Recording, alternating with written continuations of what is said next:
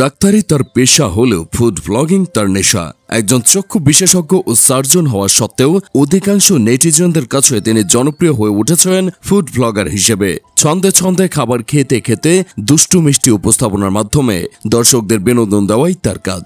নাম তার ডাক্তার আদনান ইসলাম। যদিও নেট পাড়ায় তিনি পরিচিত ভোজন রসিক নামে।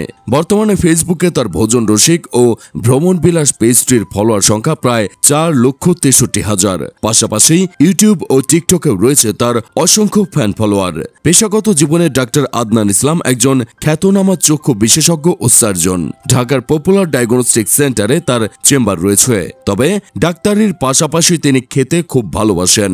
করোনার সময় রোগীর চাপ কম থাকায় নিজের খাওয়া দাওয়ার মুহূর্তগুলো ক্যামেরায় ধারণ করা শুরু করেন ডাক্তার আদনান ইসলাম। এরপর খুব অল্প সময়ের মধ্যেই তার ফুড ব্লগিংগুলো সামাজিক যোগাযোগ মাধ্যমে ভাইরাল হতে শুরু করে। তবে অন্যান্য ফুড ব্লগারদের মতো গপগপিয়ে খাওয়ার অভ্যাস নেই এই ভোজন রসিকের। অধিকাংশ ভিডিওতেই তাকে চামচ দিয়ে এবং সামাজিকতা বজায় রেখে খাবার খেতে দেখা যায়। মূলত ক্যান্টনমেন্ট স্কুলের একজন সাবেক শিক্ষার্থী এবং পেশায় একজন ডাক্তার হওয়ার কারণেই তাকে এমনভাবে খাবার খেতে দেখা যায়। ভদ্রতা বজায় রেখেও যে সকলের মুখে হাসি ফোটানো যায় তার এক উজ্জ্বল দৃষ্টান্ত হলেন ভোজন রসিক ডাক্তার আদনান ইসলাম।